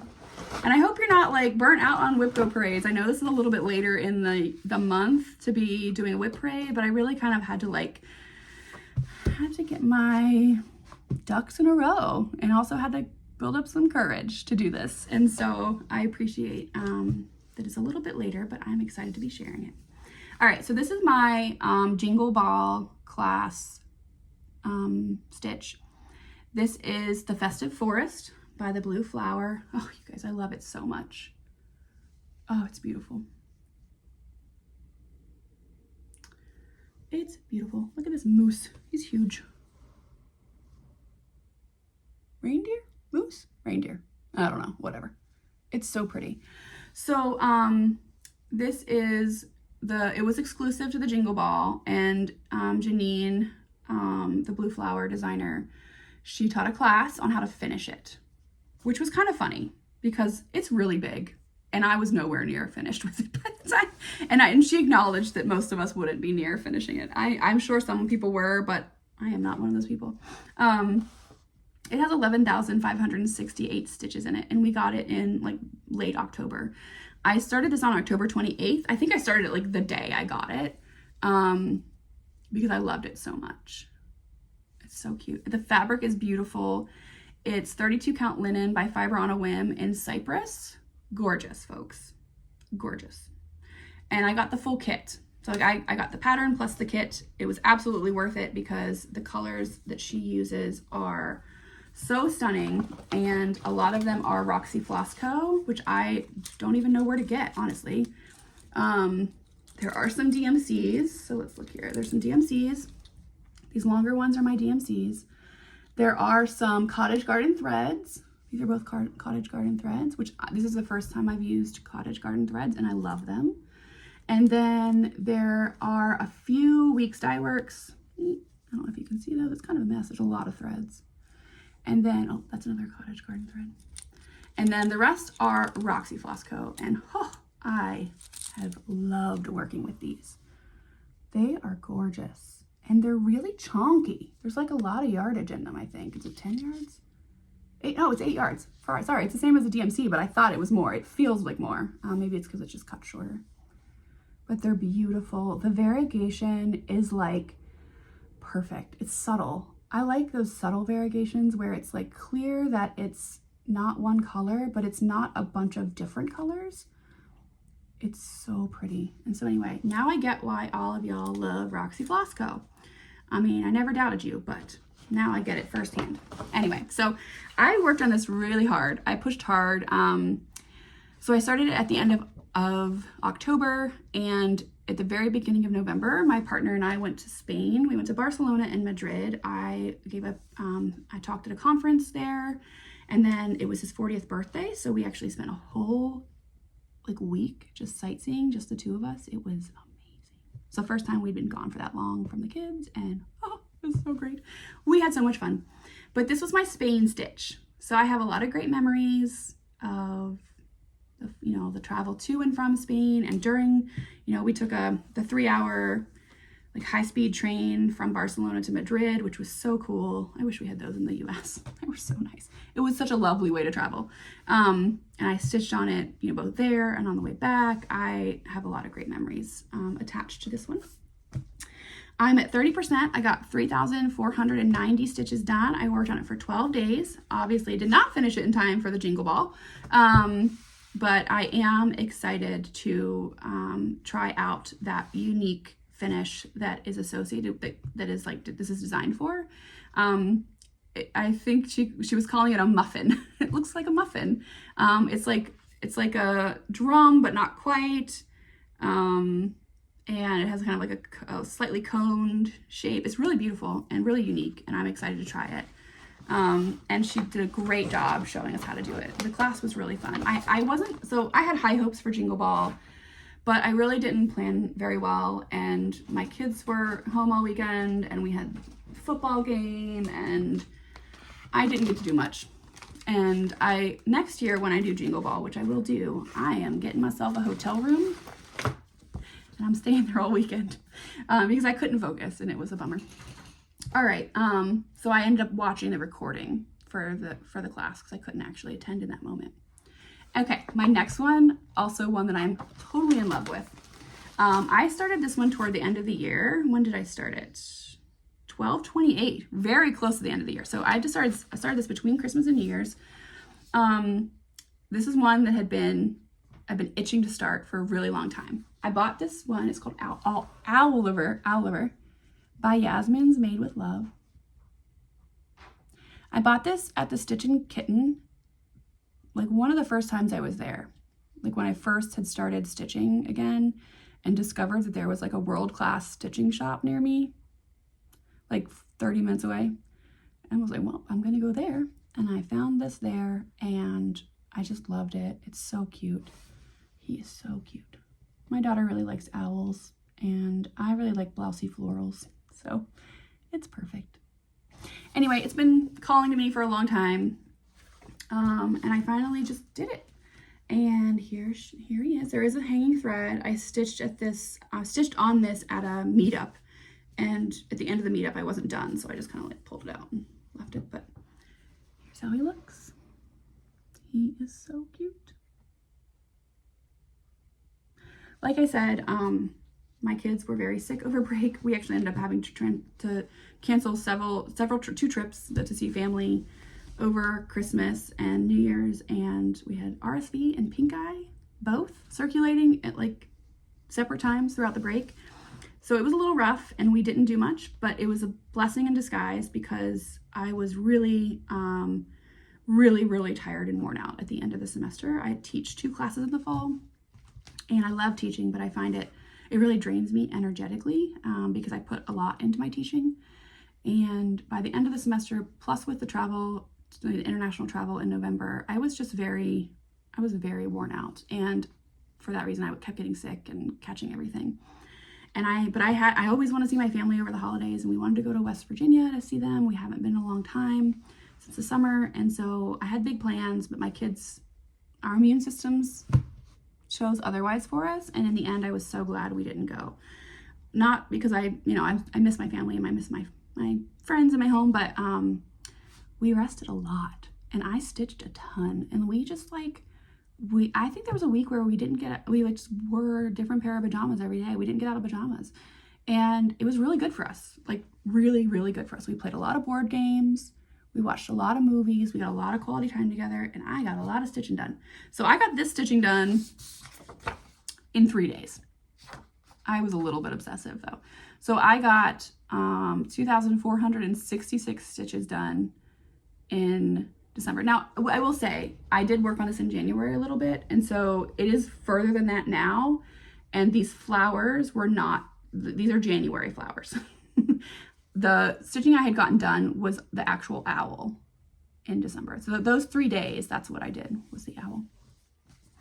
And like I said, I just was in my recliner, drinking tea and sucking on cough drops and stitching Owliver. I have 6,546 stitches remaining. I'm excited to pick him up again. He is on my WIP Go board, and I have a goal of 2,000 stitches, but honestly, I think I'm going to finish him this year. I just love working on him. He is so much fun to stitch. This is my first ever project on 40 count.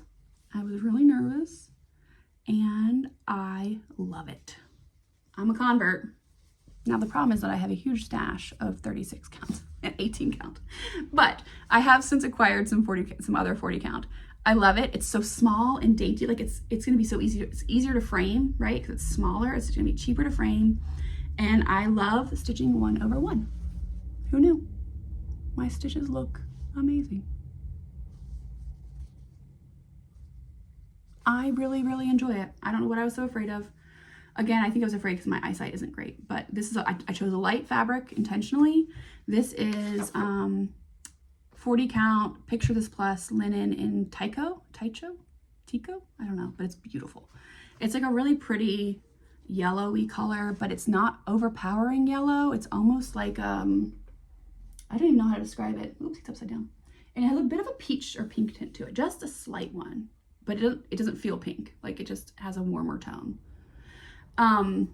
The threads I chose, I actually got these at the Stitch and Kitten when I bought the pattern, because the threads that were called for aren't really readily available. I don't even remember what they are. I'd never heard of them before. They were a French company. There was a DM here, I'll show you. There was, it's like this here, but I don't know what TNL stands for. Oh, sorry. Anyway, TNL. But they do have a DMC conversion. But I thought he deserved fancy flosses because it's so, the variegation is just really important and very beautiful and really shows up well on this pattern. Like look at that. Oh, it's beautiful. Now, I will say I didn't love the like bright pink cotton candiness of these. I don't know if you can see that, but they're not quite the tone that I like. I like more of a like a peachy or coral colored pink. So what I ended up doing with the help of one of the ladies at the Stitch and Kitten who has like such an eye for conversions, she's amazing. I went through the fancy floss wall and picked out some colors that I thought would work well. We pulled out the DMCs first to see the tone, you know, and then we kind of picked out some colors. And they're gorgeous. Gorgeous. So I've got the Gentle Art in Blue Jay, the Classic Colorworks in Blue Beatrice, so pretty. Classic Colorwork Pine Needles for the green. And then I love this. This is like one of my favorite colors, I think. This one and the next one actually are some of my favorite colors of Fancy Floss. Classic Colorworks Crab Cakes. I love it. It's so fun. The variegation is perfect. And then Classic Colorworks Cherry Cobbler. Beautiful. And then the dark blue is Weeks Dye Works Merlin. Now, the bad news about this one is I used it on something else. What did I use it on? Oh, I used it on an ornament, a Christmas ornament that I stitched for my son. And it was the perfect color, so I used it, and now I don't have enough. So I am gonna have to go back to the Stitch and Kitten. I'm gonna have to get more, and I'm gonna have to really hope that the dye lots are not super different. So, playing with fire there. But I mean, I think I am gonna run out. Like there's a lot of dark blue. And even though I'm stitching 1/1, I think I'm gonna run out. We'll find out. You'll find out soon enough. I think that's all I have to say about that one. I did have the paper pattern. I put it into markup. It was really hard to get into markup. And then I discovered that Yasmin's Made with Love sells PDFs on Etsy, which I wish I had known before. And I almost bought it just to like make it easier on myself, but I'm like I'm so far along. It seems silly at this point to do that. So I'm just kind of having to make a lot of adjustments as I go and being very careful that I'm I'm stitching all of the stitches in that section for the color, because what's often happening is the stitches are not getting recognized. They're getting recognized as a different symbol. And so they're not showing up as something to be stitched when I highlight the color. And so I have to be really, I kind of have to double check that before I start any given section and like work through it and fix all the errors, and then I can stitch peacefully and easily. Okay, so this one is another sad start, but it's a small project in the first place, and so I'm not really that stressed about it. I was a little out of order. Okay, so I started this one in mid-December. I started it December 13th. This is called Please Be Patient With Me. It's by TheCrossStitchTraveler on Etsy. I love it because it says, please be patient with me. I'm from the 1900s. And I love it because my students, so I teach master's students who are becoming speech language pathologists. So they are, you know, they're past their undergraduate 4-year degree. So they're a little older, a little more mature. They are just a joy to teach. And I'm discovering that many of them, if not most of them or all of them now, were born after 2000. Like that's like the ones that are coming in now are definitely born in the 2000s. And that is, it's painful. It's a little painful for me. So I got this one to put in my office, and I think my students will get a kick out of it. Because like when I'm teaching, I notice now, like I'm old enough that when I'm teaching, some of the like jokes I make or like the pop culture references I make, they don't get them. Like, yeah, I refer a lot to like Seinfeld and Friends and How I Met Your Mother and like all of those classics that I kind of watched when I was their age or younger, and a lot of them are like, what? So it's pretty funny, and I knew that was going to happen one day. I had heard older colleagues or, you know, more senior people joke about this phenomenon, and I was like, oh, whatever, I'm so cool, I'll just stay hip. No, that did not happen. So sad start. I really haven't worked much on it, but it's really a small pattern. It's only got 2,580 stitches, and I don't, like, I'm not super, this is not one that I'm like super excited to actually stitch, but I want it on my wall. So this is more one that I'm like tolerating stitching. There's nothing wrong with it. It's easy pattern to stitch. I think maybe that's the problem. It's a little too easy. There's a lot of block stitching, and I find block stitching to be, it's easy, but I find it a little boring sometimes, I think. And so like all this black, I was like, ugh, God, stitching so much black. But at the same time, it's gonna look awesome. It's really quirky and very my style. The colors are great. I'm using the called fors because they do the trick. I think I'm missing a couple, but I can't remember. The colors are fun and bright. And I'm just really excited because I think it's gonna be a funny, quirky thing to put on my wall at work. I'm 9% done already with that little tiny bit. I stitched on it for 3 days in December and got 236 stitches in. I just kind of picked it up, stitched a little bit, and then like put it away and did other things. Like I just kind of would pick it up here and there. And my goal for 2025 is definitely a finish. Very doable for me. And I'm excited again to get that up on my wall. Okay, a couple more things to talk through. This is my little small project bag. This emblem here, this logo here, is the logo of the National Fragile X Foundation.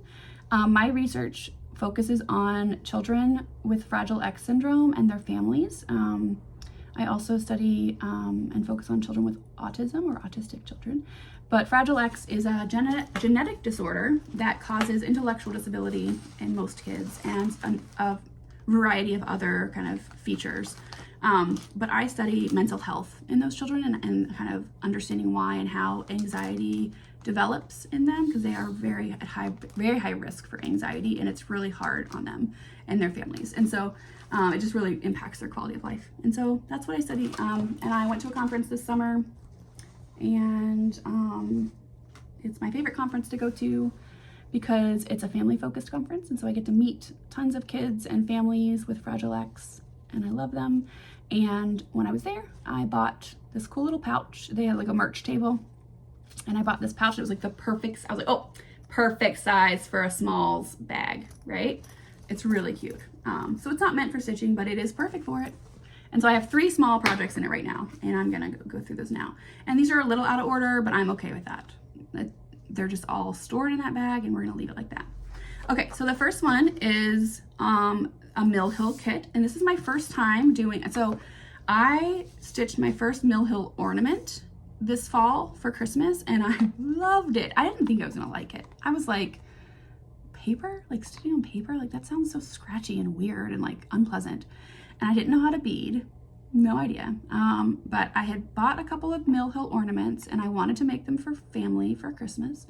And one was the pickle ornament, which I love. So my son, his name is Dylan, and his nickname is Dill Pickle. And so he every year gets a pickle ornament, and he has a pickle Christmas tree now that has 10 ornaments on it. And so this year I actually found a pattern, a Mill Hill pattern, and I stitched him one, and he loved it. He loved it so much. And it has beads and all blingy. It's fun. So anyway, that was my first one, and I was like, oh, this is fun. And then I did another one, and then I was out at the Stitching Kitten, I don't remember when, I think shortly after that, and they have a lot of great Mill Hill kits, and so I picked one of the buttons and beads ones. So this one is like the big it's a big full coverage one. So definitely much more ambitious, and it's a different challenge. It definitely is different than stitching those tiny little ornaments that are very like instant gratification. I finished them in like a day or two. And they're fun to like fully finish, you know? So this one's definitely different, but I'm making progress. So it looks weird right now, but here it is. Let me see if I can find something to hold up against. I don't know, I don't think I have a piece of paper maybe. There you go. There we go.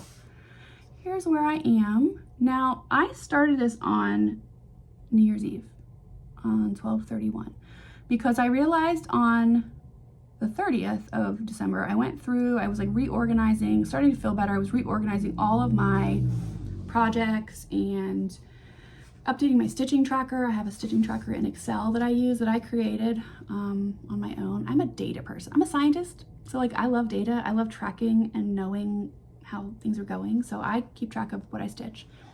And so I updated it because I hadn't updated it in a while. And I discovered at that moment that I was 3 WIPs away from my 24 WIP goal. And I promptly figured out 3 more projects to start. So I started this one New Year's Eve, I think during the day of New Year's Eve. Now, I didn't obviously get all this done on New Year's Eve. This was ironically also called for my January WIP go. So what I had done with my WIP go board is I had put all of my current WIPs in, but I didn't have enough of them. And so I knew which ones I wanted to start. And so I also added in the ones that I kind of thought I would be starting relatively soon.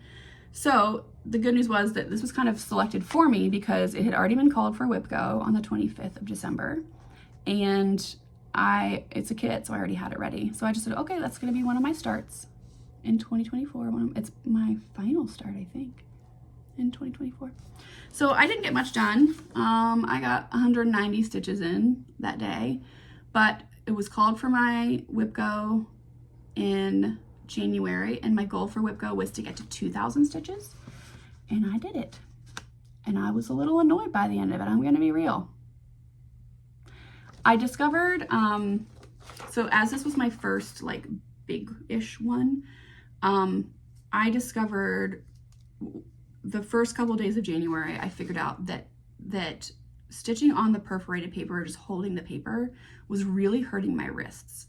And like to the point where I had to like take a couple days off of stitching. And so at that point I knew that these frames existed. I mean, I had seen them before. I just had never ordered one because I had never had the need, right? So what I did was I did order one at that point, knowing that if I was going to continue to work on this, I needed something better. I needed an alternative. And I got this one on Etsy, and I meant to write down the name of the store. If you want to know, just let me know. Give me a comment, leave a comment, and I'll tell you. It's really pretty though. It's like, the design is little crosses. Can you see that? Little cross stitches on leaves. And it is working like a charm. So I got great progress. I got 2,000 stitches done. That last couple days, I was like, oh my God, I don't want to work on this anymore. But I did it. And I was really proud of myself for that because I do have a hard time sticking with things. Like my mood shifts and I'm like, yeah, I'm done. But this is a gift for my mama for Christmas next year. That's why I wanted to work on it this year. It's an amaryllis, and she collects and grows beautiful amaryllises.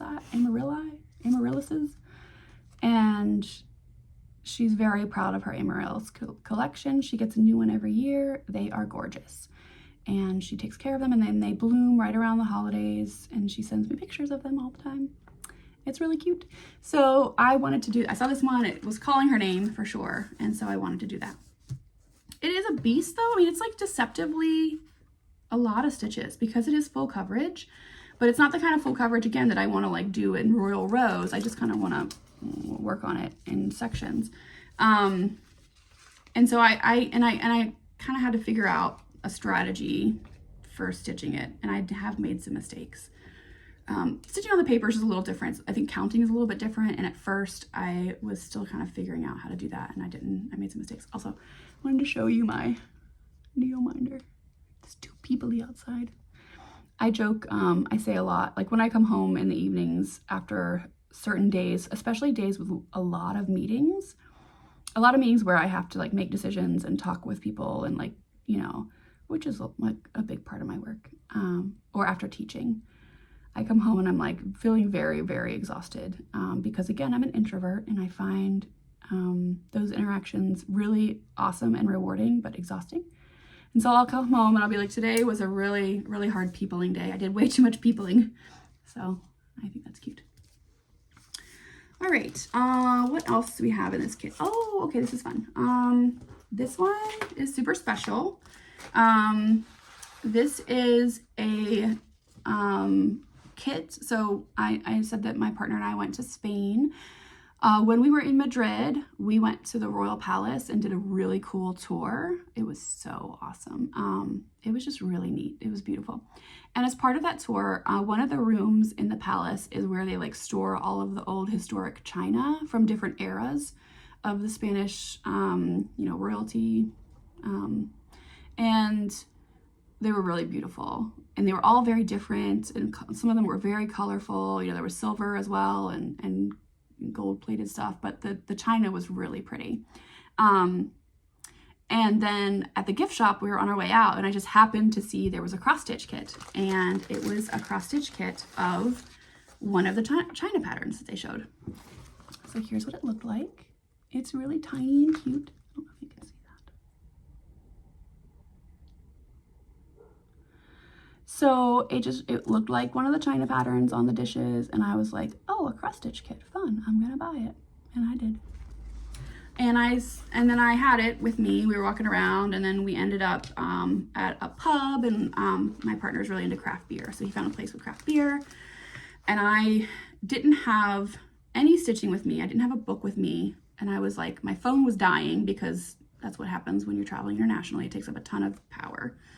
And I was really bored. And I was like, oh my gosh, I have a cross stitch kit in my bag right now. Why am I not stitching this? So I pulled it out and I started it.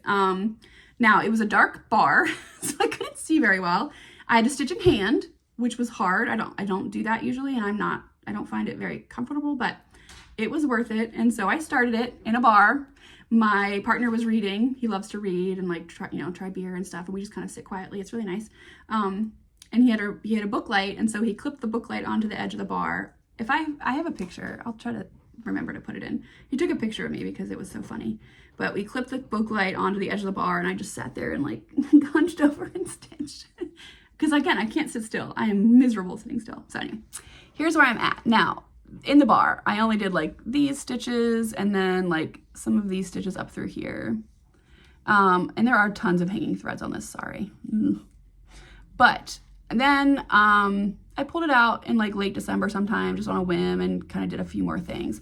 There's a lot of back stitching in this. It doesn't look very good. I swear it looks better in person. I think, at least. Maybe not, I don't know. There's a lot of back stitching. Like every single thing is back stitched. It's okay. It's not my favorite, but it's okay.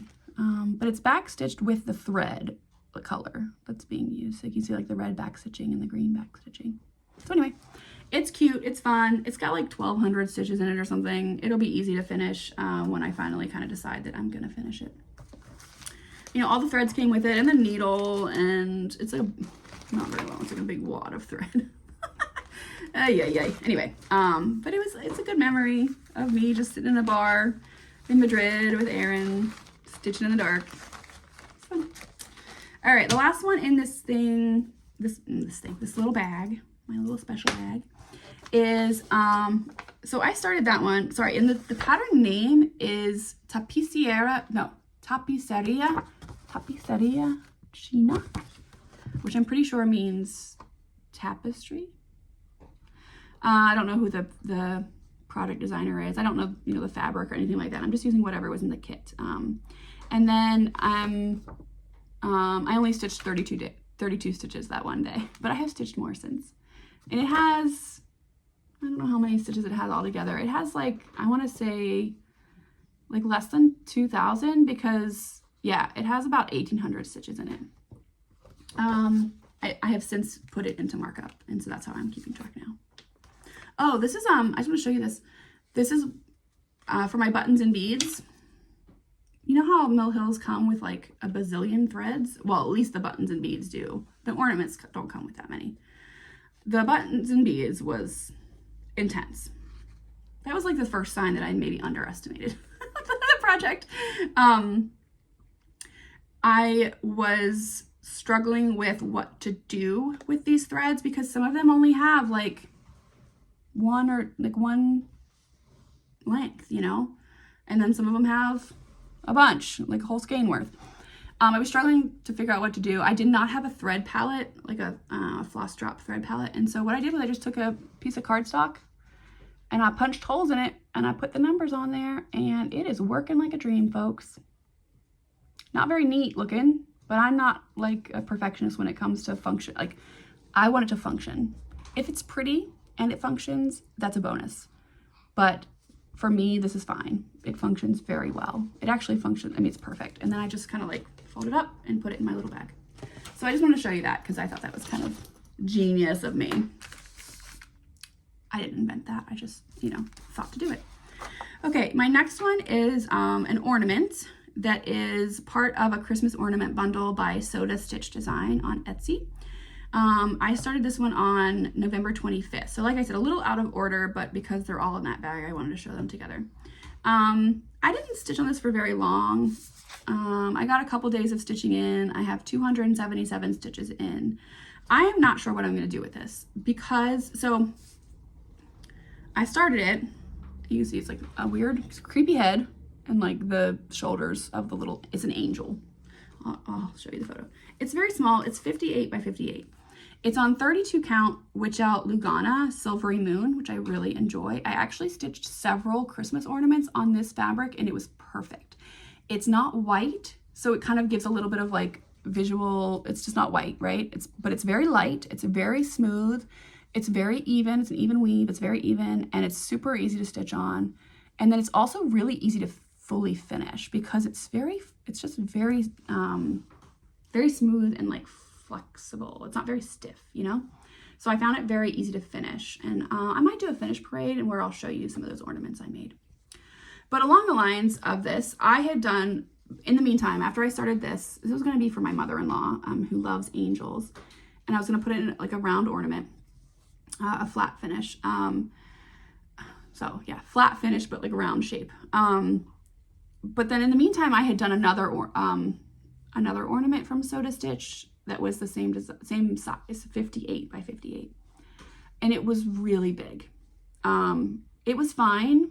Like I gifted it. It's really cute, but it's like, it's big. It's like, and I think that might look awkward or be awkward on some people's trees. And so I just felt like maybe what I need to do is stitch ornaments on a much smaller, like tighter thread count.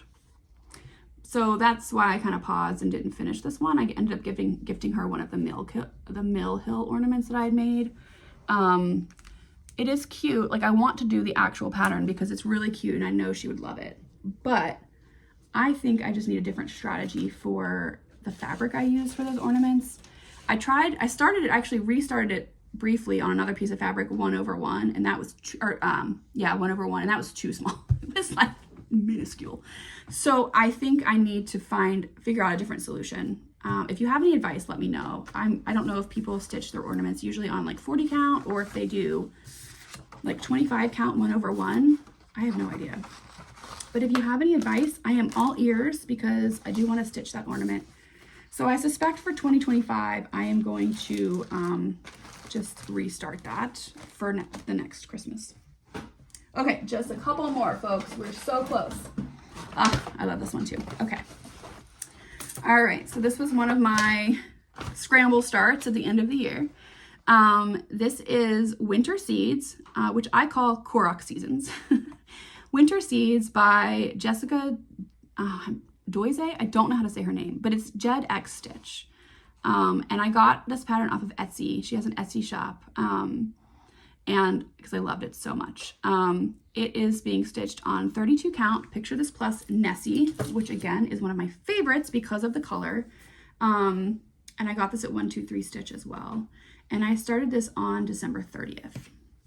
So what I plan to do, I discovered these patterns on this. I mean, I like discovered them and bought them immediately because, well, I bought this first one immediately because I just fell in love. My partner's a big gamer, and I am not as much of a gamer, but I am really into Zelda. It's like the only game I will play. I did play the Harry Potter Legacy game, and that was amazing. But I love playing Zelda. It's like, I'm not a gamer more broadly, but for some reason, like the Zelda universe is just so much fun for me. And my son also fell in love with it and loved playing it. My partner played it. So it was like really a family thing that we would do. When the newest Zelda first came out, we played together, you know, most nights as a family, and it was really fun. And we still play occasionally. My son still, you know, pulls it out and plays it. Anyway, so Zelda has a, you know, very special place in my heart. And the Korok is this little creature, this little tree, like woodland creature. It has a leaf like a leaf mask on its face. And they're like hidden throughout the whole universe of Zelda, and you can like uncover them and reveal them, and you get like points and stuff, like, you know, you get Korok seeds basically. And then you collect a certain number of Korok seeds and you can like upgrade different stuff. So you guys are probably getting more Zelda knowledge than you thought you would on a Flosstube. Anyway, the Koroks are adorable, and they are always like, they're just cute, and I love them. So anyway, I discovered that WIP had designed 4 different Korok patterns: a winter, a spring, a summer, and a fall. And I have really been wanting to do a season stitch, like similar to what the Thread Gremlins are doing with their modern folk embroidery one. But I wanted it to be, I didn't want to do that one. I wanted it to be something that kind of I could connect with differently. And so I had seen that she created these Korok patterns for the seasons, and I was like, girl, I'm in, like, you got me. So I bought the winter one and I started it immediately. And so what I'm going to do is I am going to, and they're pretty small. They're like, this one is 3,715 stitches. And so what I'm going to do is I'm going to stitch them all on this one piece of fabric. And I counted like 30 times. That's an exaggeration. I counted a lot. Like, I really wanted to make sure that I wasn't going to I wasn't going to mess up and not be able to fit them. But they're going to fit just fine. And so even with a big wide margin. So this one, I've actually gotten all the way across. This is the full width of this one. So you can see there's plenty of space. And then it's really long. It's actually too long, and I want to cut it, but I am not going to cut it until I have gotten the full height of this one in, and making sure that I just don't trust it for some reason. I don't know why. Because I'm putting I think it's because I'm putting multiple patterns on the same fabric, and it's the first time I've done that. I'm like a little less confident. So you can see where it's at so far. It's so cute. I got my first little Korok guy down here. I don't know if you can see him. He's precious. So this is the winter one. It doesn't yet look like winter, but it will, I promise. It has snow when you get toward the ground. And these are just so creative. They're so cute. And I loved them. So I'm excited to do them and have them in my living room for the, you know, just to, you know, meaningful, commemorate our love of Zelda as a family. And so my goal is to do these all 4 in 2025. We'll see how that goes, but I think it's doable because they are small. I've already done, I've done like, I think I'm at 30% on this one. I got to 13% in 2024, right? So in the 2 days that I had left in 2024, I stitched both days and I got almost 500 stitches in. And so there's really only, you know, at that time, there was only like 3,200 stitches left. And I've done more since then. And my goal is to finish this one by the end of March, and then to do spring in April, May, and June, summer in July, August, September, and then fall in October, November, December. And again, I think it's very doable because they're pretty small. They're really cute. Anyway, I love that one. And I love this Nessie so much. This is the fabric that's called for in the TinyModernist sal that she's doing. I think it's like Mystical Greenhouse or something. It starts February 1st. I've already purchased it and signed myself up. I'm so excited. Greenhouses, and there's a unicorn. I mean, I'm really excited. It looks so cute. And I love TinyModernist. I probably said that already. But this is, and plus the fact that this was the called for fabric, and I love this fabric so much. I was like, yeah, count me in. That sounds great. So, so I already ordered another piece of this fabric that would be big enough for that sal. And I got it in 36 count because I do prefer 36 count over 32 if I can, when I can do it. So here are the colors. They're really pretty. Okay.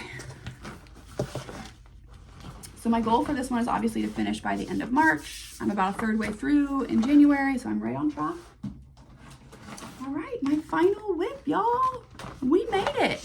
2 hours later. Holy cow. I didn't think it would take that long, but I think I'm just I'm a talker, so I'm just gabbing a lot. All right, this is my final WIP. This is another one that I started on Christmas Eve so that I could hit my 24 WIPs by the end of 24. This is called Tight Shipwreck. I love this pattern. I joke regularly that I run a loose shipwreck, not a tight ship, right? I run a tight ship. I do not run a tight ship. I do not run a ship. I run a shipwreck. And that's okay. I embrace my shipwreckiness. So when I found this pattern on Etsy, I was like, oh man, that one is perfect for me. And so I decided, I bought it a while back, and then decided that I wanted it to be my start. I had been wanting to start it for a while, and so I was like, okay, that's perfect. It's a pretty small pattern. It only has 1,800 stitches. It's 85 by 100. So 18, I already said that. And by the end of 2024, the one day I stitched on it, I had already gotten to 12% done, and I stitched 217 stitches. And I really just wanted to get to the point where I could, so it's kind of crazy, like the colors are kind of crazy. I'm about to show you, I promise. I spent a lot of time trying to figure out what colors to use on this because it is a monochrome project, but I didn't really want to do a monochrome project. I could, and I had picked a color that would work for monochrome. And I had picked the craziest fabric in my stash just because I felt like shipwrecks deserve crazy colors for some reason. So the fabric is 32 count, picture this plus, Crystal Da Vinci. It's really pretty. It's just wild. Like, it's so pretty, but it is pretty wild. And it's got this like rust colored modeling down here, and then more like a dark purple modeling up top. It's the opalescent. I mean, it's wild. I got it kind of thinking I might make something for my niece on this, but then what I had in mind really wasn't gonna work. It was too small because it's just this 1/8 of a yard. So I just sat there for a while and I was like, I need to use this fabric on something. And so it got nominated for my tight shipwreck. And so I wasn't sure what color to use, but then I did find this dark purple I have from Pirate and Robin, which really looks quite good in person. It doesn't look black. It might look black in the camera, but it does not look black in person. And the color is Imperial Purple. It's really pretty. It's like a dark, dark, dark purple. And then I discovered as I was going through my thread stash that I had a color, orange-ish, whatever we call that, that is like the exact color or very complementary to this modeling down here. And so I got crazy hair. What's it called? Amber. It's really pretty amber. And so I decided that I thought they kind of looked good together, and they went perfectly with this fabric, which was wild. And so what I'm doing is I'm doing all the text in the dark purple, And then the octopus, like the sea monster, is going to be in that orange. And I think it's kind of cool because it's down in that, I made it so that it would be down in that orange modeling area. And then the ship up top, I think is going to be in orange as well. I'm not 100% sure yet. I might make it in purple and just make any other parts of the octopus in orange. Like the whole octopus would be in orange that way. And so basically I wanted to get to the point on New Year's Eve when I was stitching this, I wanted to get to the point where I could test both of the colors out on the fabric and make sure they were gonna work. And I think they will. They're gonna be weird and I'm cool with it. I'm embracing it because it's art, right? Okay, so that one is my goal for 2025 is to finish it because it's so small. It's on my WIP Go board. We'll see when it gets pulled. I can see myself probably pulling it out and just stitching on it here and there as well. It's a very, so far it's been a very easy stitch as far as like the pattern's very easy. So that's it, folks. You stuck with me almost 2 hours in. I did want to just kind of end with a little bit of kind of my stitching stats for 2024. And I recognize that like some people really aren't into stats, but again, I'm a scientist. Stats are my life. So I like my stats and I will continue to present them. So you can just say goodbye if you want to, or ignore me or mute me, whatever you want to do. So in 2024, I stitched 299 days. I stitched 115,815 stitches. Now these are probably not exactly precise, but that's just using my markup to keep track of what I've stitched and then an Excel spreadsheet that I created to keep track. So either way, close. My average number of stitches per day is 387, and that was actually really good to know. I kind of suspected I was somewhere around 300 because that's kind of my stitching goal for every night. Like when I sit down to stitch, usually after the kids have gone to bed, my goal is just to get 300 stitches into whatever I'm working on. I don't always hit it. Sometimes I'm too tired or sometimes the kids aren't sleeping well or whatever, but it's nice to actually see in like the number because it also helps me think about how long it's going to take to finish things. So, you know, one of my projects, I think I said I had like, you know, 1,800 stitches left. Well, if I'm stitching a roughly 300 stitches a day, that's about a week's worth of stitching, maybe a little more, maybe a little less. And it just helps me be realistic about what I can accomplish in any given time. Before 2024, I had 2 WIPs that I brought into 2024 unknowingly because I didn't know that I was going to start stitching on like January 2nd, 2024. And one of those WIPs was completed. And then the other one was the birth announcement I showed you at the very beginning. I started 47 projects in 2024 and I finished 25, which I'm really excited about. I love almost all of my finishes. They're pretty great. So I ended the year with 24 WIPs, as you know. And I also did WIP Go, but I didn't start it until a little bit later. I didn't learn about it until maybe like April, maybe, May even, I'm not sure. And so what I ended up doing, and I didn't have a ton of WIPs, right? I didn't have a whole WIP Go board full of WIPs. And so what I ended up doing was having, by the end of 2024, there were 14 projects on my WIP Go board. So that means that so 7 months. So yeah, I think I started in May, maybe. And I met 8 out of 14 of my WIP Go goals, which like is okay. The ones that I didn't meet, some of them I actually put in a pretty good effort and feel pretty good about, and other ones I just really wasn't in the mood to stitch and chose not to push myself on a project that I really wasn't feeling in that moment.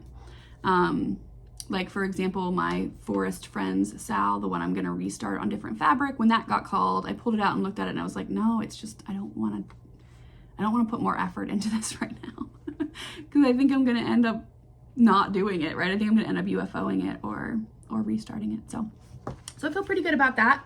I don't have any like crazy goals for 2025. I'm more of like I said, I'm more of a mood stitcher than a goal stitcher.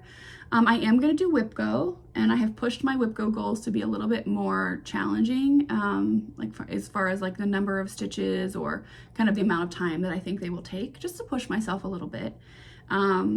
I know I do want to touch every project in 2025. That's important to me, and make a little bit of progress on everything. I don't really want to get to the point where I have so many WIPs, and this is just me personally, how my brain works.